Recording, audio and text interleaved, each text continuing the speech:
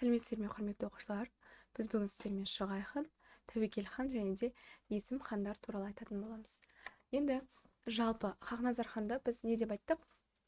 Ол кісі 1538-1580 жылдар аралығында билік құрды дедік. Хақназар хан қаза болғаннан кейін жалпы билікке 80 жастағы Шығай хан 1580 жылы билікке келеді екен. Шығай негізі өте кәрі кісі болғандықтан 1580-1582 жылға дейін ғана жалпы билікте отырған. Өзінің билік ету тұстарында сыртқы саясатқа өте қатты көңіл бөлген, және де көбіне сол Хақназардың кегін алу үшін Ташкент маңының билеушісімен соғыс жүргізіліп отырған екен. Және де одан кейін бізде Шығайдың баласы Тәуекел билікке келеді 1582-ден 1598 жылдарға дейін. Тәуекел хан кезде, естеріңізде ме, біз Хақназарды айтқан кезде айтып еттік қой, Абдаллахпен, яғни бұл өзбек ханы, осымен ант беріскен шартты жасасты дедік. Бұл Хақназар, иә. Енді осы ант беріскен шартты бұзған ол Тәуекел хан.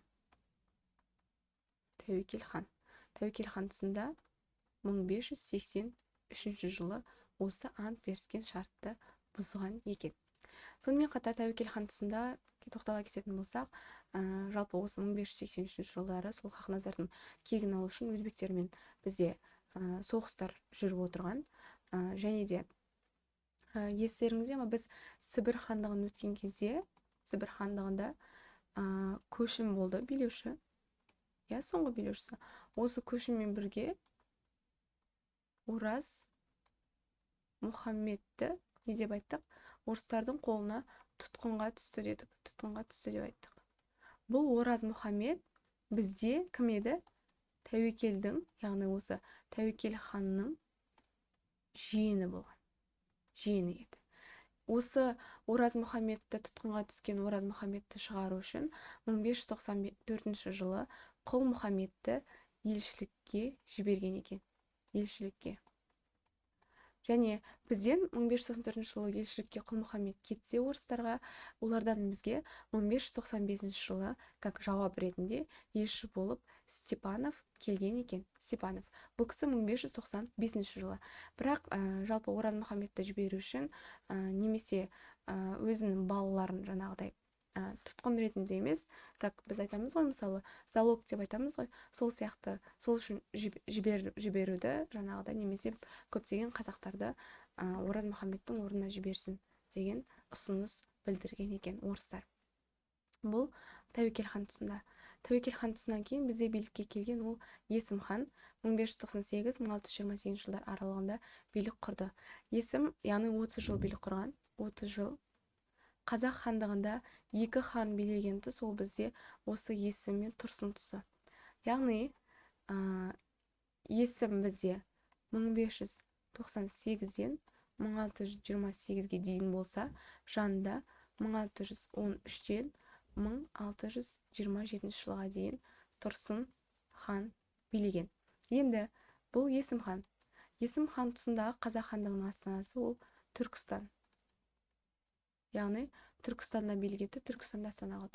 Ал Тұрсын хан ол Ташкент жерінде болған.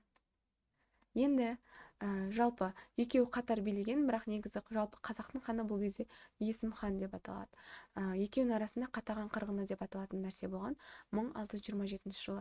Бұл Есім хан Жетісу жерінде жалпы соғысқа кеткен кезде Тұрсын ханның, Есім ханның отбасын, жаңағы ауылын барып шауып кетуі.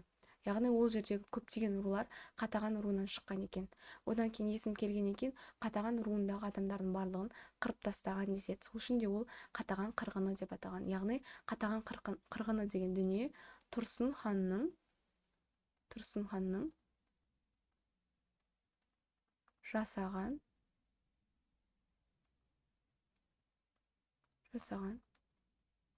бүлігі. Осы Қатаған қырғыны деп аталады екен 1627 жылы. Кейіннен есім өзі келгеннен кейін жалпы Тұрсын ханның өзінің жазасын берген.